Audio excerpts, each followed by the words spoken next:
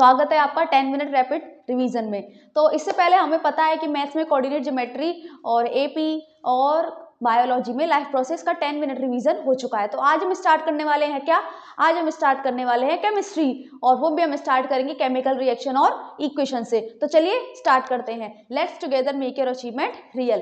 तो सबसे पहले केमिकल रिएक्शन का हमें पता है क्या आता है। सबसे पहले आता है केमिकल रिएक्शन होता क्या है। केमिकल रिएक्शन मतलब जब कोई नई चीज कई सारे रिएक्टेंट मिलकर क्या बनाए, एक नई चीज बनाए, यानी कि नई चीज यानी कि प्रोडक्ट बनाए।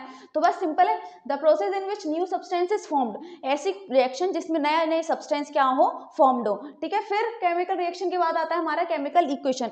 केमिकल इक्वेशन का होता है symbolic representation of chemical reaction. Symbolic मतलब जब हम किसी केमिकल रिएक्शन को सिंबल्स में लिखने लग जाए तो उसको क्या बोलते हैं, केमिकल इक्वेशन। यानी कि अगर मैं बोलूं कि magnesium combine with oxygen to form magnesium oxide, इसका मतलब ये है कि ये तो मैंने बोल दिया, इसका मतलब ये तो लैंग्वेज में बोला मैंने कि magnesium combine with oxygen to form magnesium oxide, लेकिन इसी चीज को जब मैं सिंबल में लिख दूं जैसे MgO2 MgO, यानी कि मैग्नीशियम की जगह मैंने लिखा Mg, उसका एलिमेंट का सिंबल, ऑक्सीजन की जगह लिखा मैंने ऑक्सीजन का सिंबल, और मैग्नीशियम ऑक्साइड लिखने की बजाय मैंने लिखा MgO। तो जब हम सिंबल्स में रिप्रेजेंट करते हैं अपनी केमिकल रिएक्शन को तो उसे हम केमिकल इक्वेशन कह देते हैं।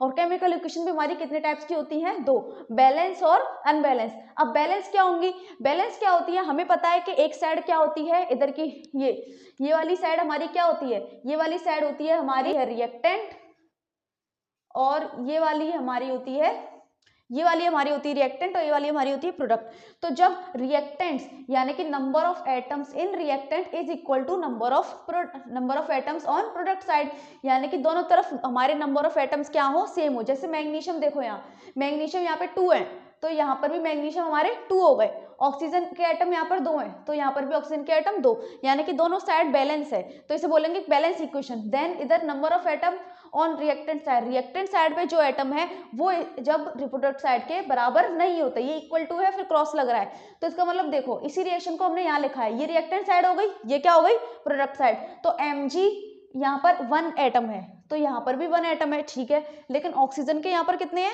2 एटम, लेकिन यहाँ पर कितने हैं, 1, तो यानी कि ये अनबैलेंस हो गई। तो समझ में आ गया, ये इतना जल्दी से स्क्रीनशॉट ले लो, फिर आगे चलते हैं फटाफट, है ना। चलिए फिर आगे बढ़ते हैं। तो फिर हमारा क्या होने वाला है, characteristics indicator of chemical reaction. इसका मतलब क्या है, इसका मतलब ये है कि हम कैसे पता लगाएंगे कि कोई केमिकल रिएक्शन हो रही है या फिर नहीं। यानी कि तुम्हारे बुक में कैरेक्टरिस्टिक्स ऑफ केमिकल रिएक्शन के नाम से जिस तरीके की हेडिंग डली रहती है तो वही है। तो कोई रिएक्शन हो रही है या फिर नहीं, उसमें कुछ वो साइन देती है। कैसे साइन, जैसे सबसे पहला साइन देगी इवोल्यूशन ऑफ गैस। अगर कोई रिएक्शन हो रही है तो उसमें गैस इवॉल्व होगी। फॉर एग्जाम्पल क्या है, जिंक में हमने डाला HCl, यानी कि HCl में जिंक डाला, HCl लिया, उसमें जिंक डाल दिया, जिंक डालने से ZnCl2 बनेगा, और कौन सी गैस इवॉल्व होगी, हाइड्रोजन गैस इवॉल्व होगी। दूसरा क्या है, अगर हम HCl में सोडियम एटम डालेंगे, तो सोडियम का मेटल डाल दिया तो हमने, तो NaCl प्लस H2, हमारी अभी भी गैस कौन सी इवॉल्व हुई, H2। तो ऐसे ये 2 रिएक्शन के यहाँ पे एग्जांपल है, कई सारे एग्जांपल्स हो सकते हैं। ओके, नेक्स्ट क्या है, चेंज इन कलर, कलर में डिफरेंस आ जाएगा। कैसे, ये मोस्टली होता है डिस्प्लेसमेंट रिएक्शंस में। जैसे कॉपर सल्फेट था जो कि ब्लू कलर का होता है, उसमें जैसे हम आयरन डालेंगे तो जो इसका जो सॉल्यूशन का कलर है वो ब्लू से क्या हो जाएगा, ग्रीनिश हो जाएगा। क्या हो जाएगा, ग्रीनिश, ग्रीन यानी ग्रीन हो जाएगा। और ग्रीन होने से ग्रीन क्यों हो गया, क्योंकि फेरस सल्फेट बना, FeSO4 बना, और कॉपर सॉल्यूशन में आ गया। ओके, कॉपर जो है वो डिपॉजिट होने लग जाएगा आयरन नेल पे। अगर तुमने आयरन नेल डिप करी है CuSO4 में, तो कॉपर आयरन नेल पे क्या हो जाएगा, डिपॉजिट हो जाएगा, और जो सॉल्यूशन का कलर होगा वो हमारा क्या हो जाएगा, ग्रीनिश हो जाएगा। तो चेंज इन कलर ये हो जाएगा। कई सारे एग्जांपल हो सकते हैं, जैसे जिंक को कॉपर सल्फेट में डालेंगे तो फिर हमारा जो बनेगा वो बनेगा जिंक सल्फेट प्लस कॉपर। तो उस केस में क्या हो जाएगा, यानी कि अगर आयरन की जगह जिंक होता तो यहाँ पर जिंक सल्फेट बनता, और जिंक सल्फेट का कलर होता कलरलेस, तो तब ब्लू से कलरलेस हो जाता। तो कई सारे एग्जांपल हो सकते हैं, यहाँ पर आपको एक दिख रहा होगा।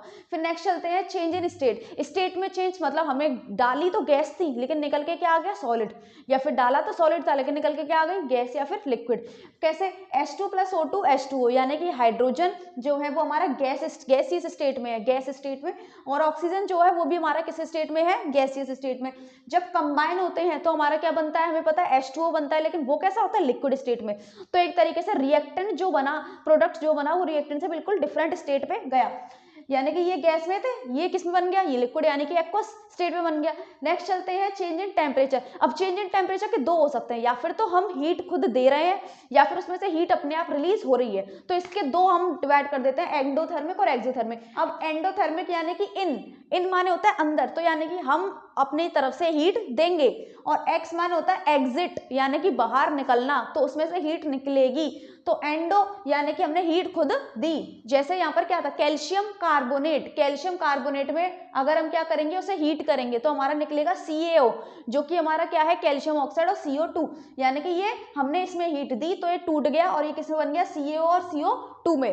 तो इसे बोलते हैं क्विकलाइम और इसे बोलते हैं लाइमस्टोन, है ना, याद कर लेना इनके नाम। नेक्स्ट हमारा है एक्सोथर्मिक रिएक्शन। एक्सोथर्मिक रिएक्शन में क्या था, मतलब अब हीट अपने आप निकलेगी, तो कार्बन जब ऑक्सीजन यानी कि कार्बन को जब हम बर्न करेंगे ऑक्सीजन की प्रेजेंस में, तो हमारा निकलेगी CO2 प्लस हीट, यानी कि किसी भी फ्यूल को आप बर्न करना है, जलाना है, तो उसमें से हीट हमेशा निकलती ही है, तो वो हमारा एक एक्सोथर्मिक के रिएक्शन हो जाएंगे। ऐसे अगर आपको मीथेन गैस जलानी है, CH4 प्लस O2, तो CO2 H2 light plus heat, तो अभी भी हीट निकल रही, तो वो क्या हो जाएगा, हमारा एक्सोथर्मिक हो जाएगा। तो यानी कि यहाँ पर हीट निकली। ओके, नेक्स्ट चलते हैं फॉर्मेशन ऑफ प्रेसिपिटेट। अब प्रेसिपिटेट होता क्या है, प्रेसिपिटेट होता है हमारा ऐसा सॉलिड सब्सटेंस जो कि रिएक्शन में फॉर्म होता है, यानी कि insoluble substance which form during reaction. Okay, तो इसको डेफिनेशन को आप लिख लीजिए, मैं जो बोल रही हूँ। प्रेसिपिटेट का मतलब होता है a solid insoluble substance. Solid यानी कि सॉलिड स्टेट में होगा, इनसॉल्युबल वो मिलेगा नहीं, तभी तो हमें दिखेगा, घुल जाएगा तो कहाँ से प्रेसिपिटेट बन जाएगा, है ना। तो insoluble solid which is form during reaction is called precipitate. Okay, तो ऐसे हमें एक इसकी रिएक्शन दिख रही होगी, कैल्शियम हाइड्रोक्साइड जो लाइम वाटर होता है इसका, इसमें जब हमने CO2 पास करी तो क्या बनता है हमारा, कार्बन डाइऑक्साइड का टेस्ट भी है, ये वाली रिएक्शन जो है वो कार्बन डाइऑक्साइड का टेस्ट भी है। तो CaCO3 प्लस H2O बनेगा, क्या बनेगा, CaCO3 प्लस H2O। तो CaCO3 जो बनेगा वो कैल्शियम कार्बोनेट है, वो बनेगा व्हाइट कलर का, तो व्हाइट PPT, यानी कि अगर तुम कैल्शियम हाइड्रोक्साइड में CO2 पास करेंगे तो जो हमारा बताया था ना कि कलरलेस से क्या हो जाएगा, मिल्की हो जाएगा, मिल्की हो जाएगा। क्यों, क्योंकि CaCO3 बन गया, व्हाइट PPT बन गया हमारा, इस वजह से। तो अगर कोई रिएक्शन इन पांचों में से कोई एक साइन देती है, या फिर तो change in state, evolution of gas, change in colour, change in temperature, या फिर फॉर्मेशन ऑफ प्रेसिपिटेट, तो हम बोलेंगे, अगर इसमें से हमें एक साइन भी मिलता है तो हम बोलेंगे केमिकल रिएक्शन हो गई है। ओके, तो केमिकल रिएक्शन हो गई है। अच्छा, मैं एक क्वेश्चन पूछूंगी आपसे, बताओ कि रेस्पिरेशन और फोटोसिंथेसिस, दो रिएक्शन है हमारी, रेस्पिरेशन और फोटोसिंथेसिस, तो फोटोसिंथेसिस एक्सोथर्मिक है या फिर एंडोथर्मिक है, या फिर रेस्पिरेशन एक्सोथर्मिक है या फिर एंडोथर्मिक है, इसका आंसर आप मुझे कमेंट सेक्शन में देना। ओके, तो चलो जल्दी से इसका भी स्क्रीनशॉट लो। चलिए, केमिकल रिएक्शन की कैरेक्टरिस्टिक्स तो हमने पढ़ ली, अब हम पढ़ेंगे टाइप्स ऑफ केमिकल रिएक्शन। तो उसमें सबसे पहले क्या आता है, कॉम्बिनेशन रिएक्शन। कॉम्बिनेशन मतलब कुछ कंबाइन हो रहा है, कुछ मिल रहा है, तो जब दो चीज मिलकर एक चीज बनाती है, यानी कि A प्लस B मिलकर क्या बनाया, C, तो जब दो चीज मिलकर एक चीज बनाती है, यानी कि when two or more reactant combine to form single product is called क्या है, कॉम्बिनेशन रिएक्शन। तो फिर इसमें क्या है, इसका एग्जांपल देखो, CaO CO2 क्या बना लिया, CaCO3, Mg plus O2 MgO। अगर कॉम्बिनेशन रिएक्शन की डेफिनेशन आए तो आपको सिंपल क्या लिखना है, कॉम्बिनेशन रिएक्शन लिखना है और उसकी डेफिनेशन लिख देनी है, जो मैंने अभी भी बोला कि when two or more reactant combine to form a single product is called combination reaction, है ना। और एग्जाम्पल लिख लेना, जरूरी नहीं तुम हार्ड एग्जाम्पल ही लिखो, सिंपल लिखो, हम सिंपल लिखेंगे, नंबर ही तो हमें बस उदाहरण या फिर एग्जाम्पल लिखने के लिए तो बोला है, तो हम सिर्फ क्या लिखेंगे, सिंपल लिखेंगे। तो Mg plus O2 MgO, H2 plus O2 H2O, तो ऐसे सिंपल लिखो, जरूरी थोड़ा ना है तुम एकदम महानो वाला काम करो, एकदम तुम्हें डिफिकल्टी लिखना है ना। तो फिर हम चलते हैं, कॉम्बिनेशन रिएक्शन हो गया। अब इसके बाद हमारा है डिकम्पोजिशन रिएक्शन। अभी हमने कंबाइन किया था, अब हम तोड़ेंगे। अब तोड़ा कैसे जाता है, तीन तरीके से तोड़ा जाता है, देखो तीन तरीके से कैसे, थर्मल डिकम्पोजिशन, थर्म वर्ड कहीं पर भी आ जाए आपका, जैसे ये थर्म वर्ड आपका कहीं पे भी आ जाए तो उसका मतलब क्या होता है, हीट होता है, उसका मतलब क्या होता है, हीट। तो मतलब किसी चीज को हम हीट से तोड़ रहे हैं, किसे तोड़ रहे हैं, हीट से। तो जैसे FeSO4 है, उसको हीट किया, Fe2O3 SO2 और SO3, ये बहुत मेन इंपॉर्टेंट रिएक्शन है, दोनों ही बहुत इंपॉर्टेंट रिएक्शन है। यहाँ पर जितनी भी रिएक्शन लिखी है वो सारी की सारी इंपॉर्टेंट है, जैसे कि मैंने आपको हमारी पुरानी वीडियो जिसमें मैंने बताया था कि इंपॉर्टेंट टॉपिक्स क्या है, उसमें मैंने अच्छे से बताया था कि इंपॉर्टेंट टॉपिक्स कौन से केमिस्ट्री और फिजिक्स में से, और स्पेशली केमिस्ट्री में कौन सी रिएक्शन इंपॉर्टेंट है वो भी उसमें मेंशन किए हुए हैं, और कैसे कैसे न्यूमेरिकल इलेक्ट्रिसिटी जैसे चैप्टर या फिर फिजिक्स में आएंगे वो भी उसमें मेंशन है। तो ना सिर्फ तुम्हें इंपॉर्टेंट टॉपिक्स मिले उस वीडियो में, बल्कि ये भी पता चल रहा है कि कैसी कैसी रिएक्शंस आएंगी और एक तरीके से कौन सी चीज ज्यादा इंपॉर्टेंट है, तो वो सब मैंने दिया हुआ है। तो उसका लिंक मैं डिस्क्रिप्शन में दे दूंगी आपको, तो उसे आप जाके देख लेना, तो आपको पता चल जाएगा कि ये वाली रिएक्शन कितनी इंपॉर्टेंट है। और प्रीवियस ईयर क्वेश्चन जिसमें मैंने केमिकल रिएक्शन के क्वेश्चन करवाए हैं, उसमें भी मैंने क्या किया है, इस रिएक्शंस को, इन सभी रिएक्शंस को लिया है, उनके क्वेश्चंस मैंने करवाए हैं अच्छे से, जो कि कई बार रिपीट हुए हैं, तो उन्हें एक बार जाके जरूर देख लेना, है ना। तो देखो चलते हैं, FeSO4 जो कि ग्रीन कलर का है, उसे डिकम्पोज करेंगे तो ब्राउन कलर का हो जाएगा। तो इसके पीछे भी एक कहानी है, तो ये ब्राउन कलर का क्यों हो गया है ना, और इसमें ये ग्रीन कलर का क्यों होता है, तो वो सब आपको PYQ सीरीज में मिल जाएगा, जिसमें ये वाला इसके अलग से ये क्वेश्चन है, जिसमें आपको पूरा उसके बारे में कुंडली निकाल ली थी, है ना। ये भी बहुत इंपॉर्टेंट है। PbNO3 को हीट करेंगे तो क्या निकलेगा, PbO2, NO2 और O2। एक बार के लिए तुम इसे छोड़ सकते हो, लेकिन इसे नहीं छोड़ सकते, ओके। अब फोटोलाइट है, फोटो माने लाइट, लाइट की मदद से तोड़ेंगे, लाइट मतलब सनलाइट।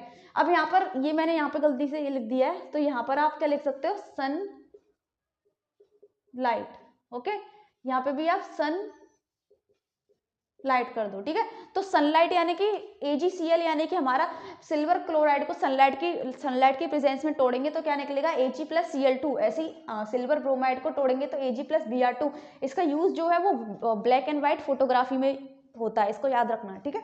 फिर है इलेक्ट्रोलाइटिक, यानी कि अब हम इलेक्ट्रिसिटी की मदद से तोड़ेंगे, तो NaCl को हमने इलेक्ट्रोलाइसिस किया, यानी कि NaCl को तोड़ा, इलेक्ट्रिसिटी जब उसमें पास करवाई NaCl के सॉल्यूशन में, तो हमें क्या मिला, Na+Cl2, क्लोरीन गैस और सोडियम, H2O और इलेक्ट्रिसिटी। देखा, मतलब इन चीजों को हम तोड़ रहे हैं, इसको हमने हीट के थ्रू तोड़ा, इन दोनों को हमने लाइट के थ्रू तोड़ा, और इन दोनों को हमने इलेक्ट्रिसिटी को। तो यानी कि डिकम्पोजिशन रिएक्शन वो रिएक्शन होती है जिसमें क्या होता है, हमारा सिंगल रिएक्टेंट दो या दो से ज्यादा प्रोडक्ट में टूट जाता है। The reaction in which single reactant break down into 2 और more product is called decomposition reaction. तो मतलब इसमें कॉम्बाइन हो रहे थे, दो मिलकर एक बना रहे थे, है ना। यहाँ पर क्या होंगे, एक टूट जाएगा और वो दो या फिर दो से ज्यादा प्रोडक्ट बनाएगा। नेक्स्ट हम चलते हैं किस पे, डिस्प्लेसमेंट रिएक्शन पे। अब डिस्प्लेसमेंट रिएक्शन पे समझने के लिए हमें समझना पड़ेगा कौन ज्यादा रिएक्टिव है कौन अनरिएक्टिव है। जैसे ZnCuSO4, कॉपर जो है जिंक से कम रिएक्टिव है, इसलिए जिंक ने कॉपर को डिस्प्लेस कर दिया,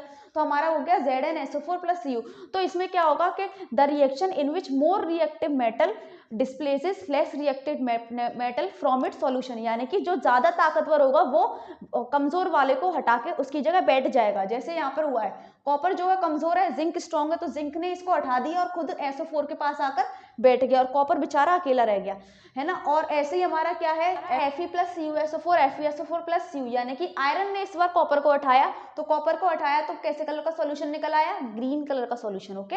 याद रखना इस चीज को। तो यानी कि जब एक ज्यादा ताकतवर इंसान कमजोर वाले को उसकी जगह से हटा दे रहा है, तो ये हो रहा है डिस्प्लेसमेंट। ये ज्यादातर डिस्प्लेसमेंट रिएक्शन ही ज्यादातर क्या होती है, कलर चेंजिंग रिएक्शन। जो चेंज इन कलर वाला जो भी कॉन्सेप्ट करवाया था उसमें से ये वाली रिएक्शन थी, राइट, सेकंड वाली।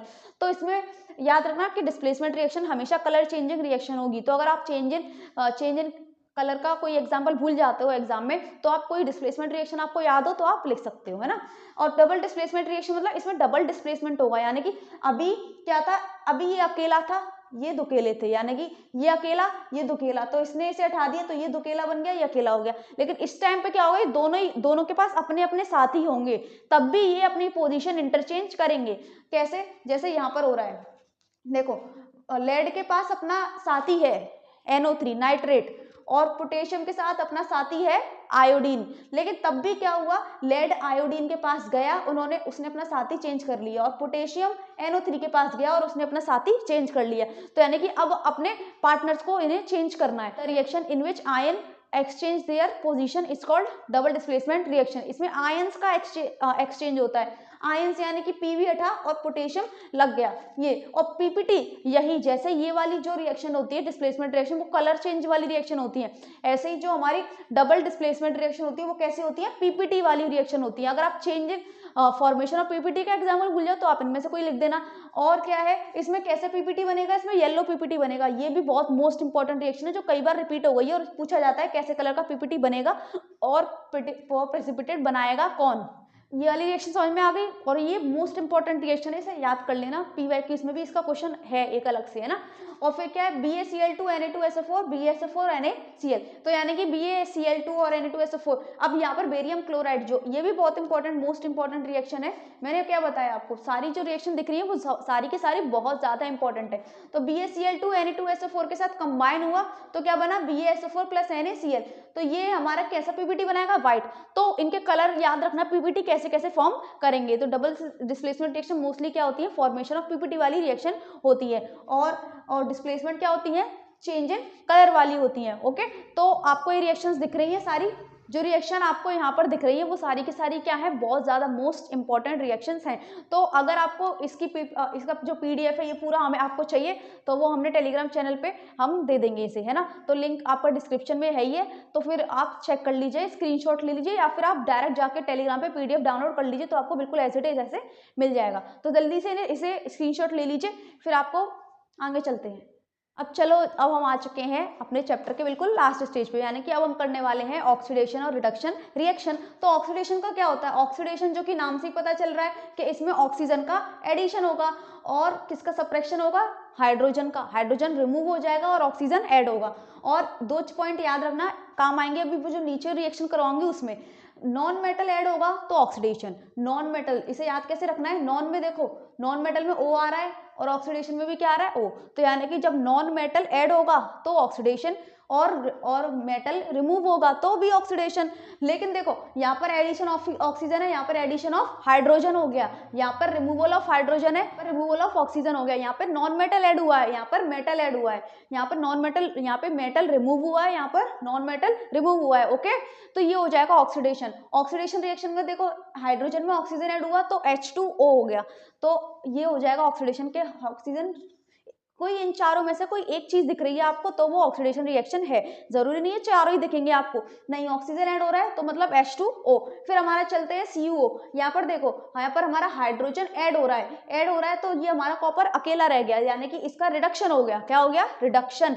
तो ये हमारे ऑक्सीडेशन और रिडक्शन। अब इन दोनों को मिला के हमारा क्या आती है, redox reaction. Redox, red for क्या हो जाएगा, रिडक्शन हो जाएगा, और ऑक्स मतलब क्या हो जाएगा, ऑक्सीडेशन हो जाएगा। यानी कि जब दोनों साइमल्टेनियसली, यानी कि जब ऑक्सीडेशन और रिडक्शन दोनों एक साथ आ रहे हो तो तब क्या बोल देंगे, रिडॉक्स रिएक्शन। जैसे स्टार्ट करते हैं, ये मोस्ट इंपॉर्टेंट रिएक्शन है, इसको अच्छे से पढ़ के जाना है, ठीक है। अब देखो MnO2 HCl MnCl2 Cl2A। अब हमने मैंगनीज के साथ यहाँ पर क्या जुड़ा है, ऑक्सीजन, लेकिन यहाँ पर क्या जुड़ गया, क्लोरीन, तो मतलब ऑक्सीजन रिमूव हो गया, तो यहाँ पर इसका क्या हो जाएगा, रिडक्शन। वहीं देखो अगर HCl में Cl के साथ कौन जुड़ा था, हाइड्रोजन, लेकिन यहाँ पर Cl क्या रह गया, अकेला, हाइड्रोजन निकल गया, तो हाइड्रोजन, रिमूवल ऑफ हाइड्रोजन क्या है, ऑक्सीडेशन, तो इसका हो जाएगा ऑक्सीडेशन। अब reduce substance, oxidise substance, reducing agent और ऑक्सीडाइजिंग एजेंट आपको लिखना पड़ता है। तो रिड्यूस सब्सटेंस कौन होगा, पहली बात तो ये कि सारी की सारी चीजें रिएक्टेंट साइड से लिखी जाएंगी, कुछ भी चीज प्रोडक्ट साइड से नहीं ली जाएगी, इसको ध्यान में रख लो बच्चे, इधर का भी लिख देते, इधर का भी लिख देते, तो याद रख लो सारी चीजें जो है वो हम कहां से लेंगे, रिएक्टेंट साइड से। ओके, तो रिड्यूस सब्सटेंस क्या है, MnO2, जिसका रिडक्शन हो रहा है, रिडक्शन किसका हो रहा है, MnO2, तो MnO2 रिड्यूस सब्सटेंस हो जाएगा। जिसका ऑक्सीडेशन हो रहा है किसका, HCl का, वो हमारा क्या हो जाएगा, ऑक्सीडाइज सब्सटेंस हो जाएगा। दूसरा हम बात करते हैं रिड्यूसिंग एजेंट और oxidising agent. Just reducing agent वो होता है जो हाइड्रोजन देगा या फिर ऑक्सीजन ले लेगा, ऑक्सीडाइजिंग एजेंट वो होता है जो ऑक्सीजन देगा, जो जैसे हमारे बीमा एजेंट वगैरह होते हैं वो पॉलिसी देते हैं हमें, तो यानी कि वो एजेंट है। अब यहाँ पर जो ऑक्सीडाइजिंग एजेंट है वो हमें ऑक्सीजन देंगे, तो वो ऑक्सीडाइजिंग एजेंट, और रिड्यूसिंग एजेंट कौन है, जो हमें हाइड्रोजन देंगे, है ना। अब देखो सिंपल है, आपको इतना ज्यादा दिमाग लगाने की जरूरत नहीं है, सिंपल है कि जो ऑक्सीडाइज सब्सटेंस में वो आप लिख देना रिड्यूस में।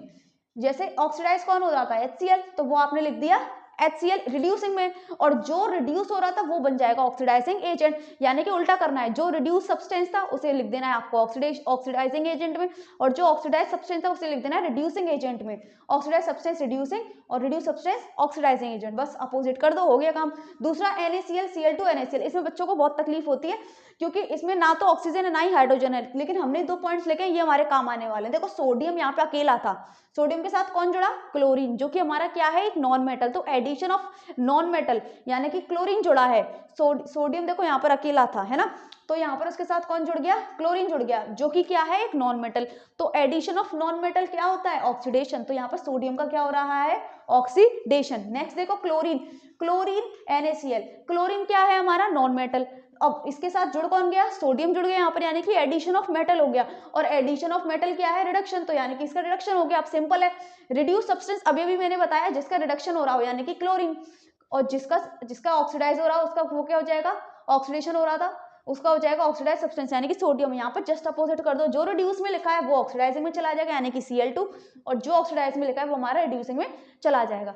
तो इसका एक स्क्रीनशॉट ले लीजिए, और यहाँ पर हमारा चैप्टर हो जाएगा बिल्कुल फिनिश। हमने इसे इजीली आराम से फिनिश कर लिया, वो भी सारी इन्फॉर्मेशन के साथ और सारी इंपॉर्टेंट रिएक्शंस के साथ। तो और ज़्यादा चैप्टर के जानने के लिए और रिवीजन अच्छे से रैपिड रिवीजन करने के लिए जुड़े रहिए हमारी 10 मिनट्स सीरीज से। तो मिलते हैं नेक्स्ट टाइम नेक्स्ट वीडियो के साथ।